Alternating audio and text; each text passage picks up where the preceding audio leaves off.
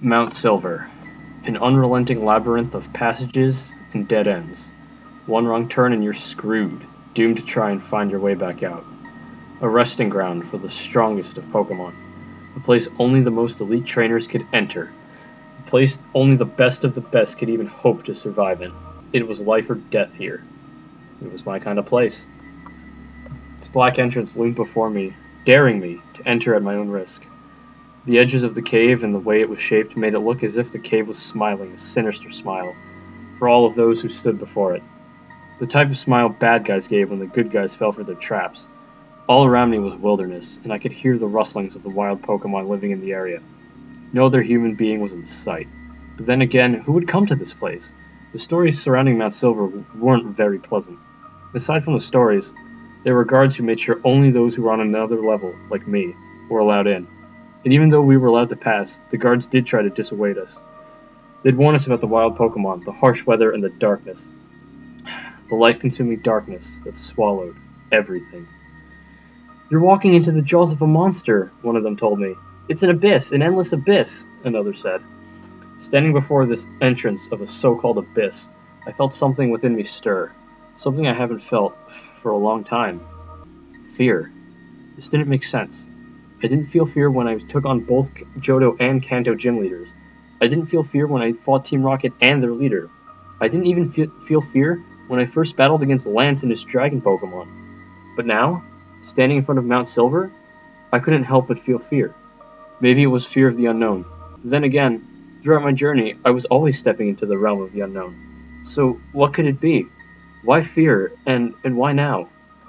At times like this, my fear would be replaced by a surge of excitement, the kind of adrenaline-pumping excitement that would make anyone feel like they could do anything. But the fear lingered deep within me. Looking into the jaws of the cave, I couldn't help but feel this strong presence. Like when I first took on Lugia and Ho-Oh. It was like someone, or something, was looking down on me, judging me from where I stood. Something so strong, so out of my league. It exuded this pressure that made my knees buckle. Suddenly, I was freaking out. This was stupid. It was just a cave. A stupid little Zubat-infested cave. It couldn't hurt me. Hell, nothing could. I'm the league champion for Mewtwo's sake.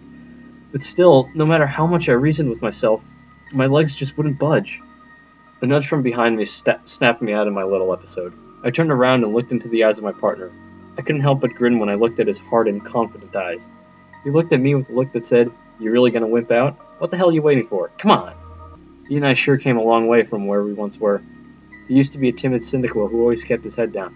But now he stood in all his fiery glory as a prideful Typhlosion. "I don't know, buddy. Can't you feel that? That pressure? Something's there. Something strong.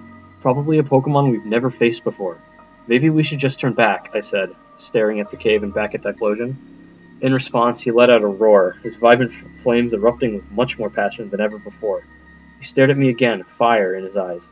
Typhlosion always knew what to do to get me fired up. I grinned at him, my trademark smirk-like grin, and turned my cap back around. It was time to grow a pair. Whatever was there, I'd face it with Typhlosion and the rest of my team. "Well," I said to Typhlosion, "let's do this." The minute I entered Mount Silver, the pressure I felt standing before it just disappeared. Maybe Typhlosion was right. It was just my nerves that got me all worked up. Of course, we didn't have much time to spend talking about it.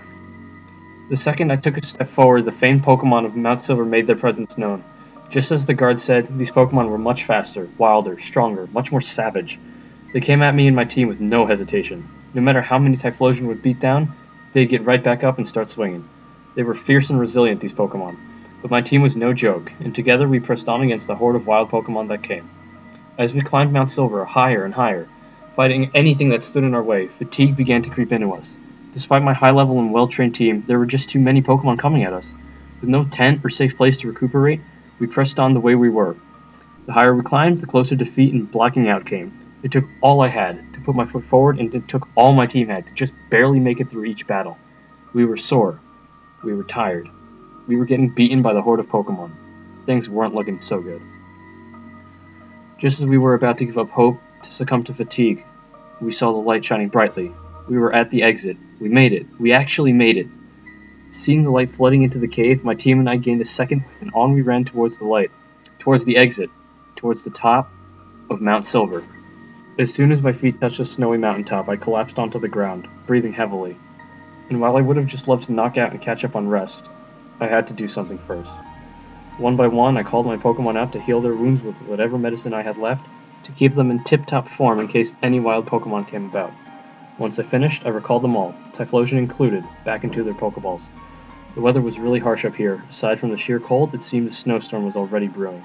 The last thing I needed was to find one of my Pokemon frozen or lost in the snow. Despite the violent weather, I couldn't help but admire the sight before me. Everything was covered in a snowy white blanket. A sudden burst of wind came as I was admiring the sight and sent my hat flying a few feet. I sighed, zipping up my sweater and readjusting my pack before picking up my hat. It was really windy. See, every time I bent to pick up my hat, the wind would pick it up and blow it a little bit further. The blowing snow began to pick up the pace, and it wasn't long before I had trouble seeing just a few feet ahead of me. But I'd be damned if I lost that hat.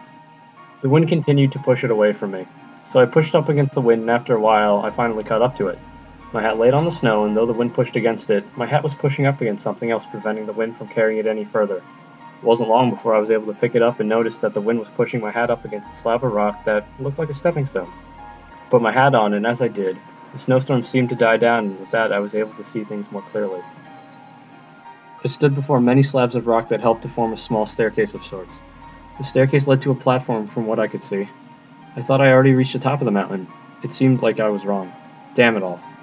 For a second, I almost felt the same knee-buckling pressure I felt when I was standing in front of the entrance. But it died down when I realized the minute I stepped foot on the snowy ground there were no Pokemon or trainers around. I let out a breath and began to ascend the stairs one by one. I didn't expect anyone to be there, but when I reached the top of the mountain, I saw him. Instantly, I froze mid-step. All of a sudden, the knee-buckling pressure I felt when I stood before the entrance came rushing back, and it took all I had to keep from trembling and falling to my knees. He wore a cap and a red polo over his black shirt. Despite the sheer cold that gnawed at us, he didn't seem bothered by it.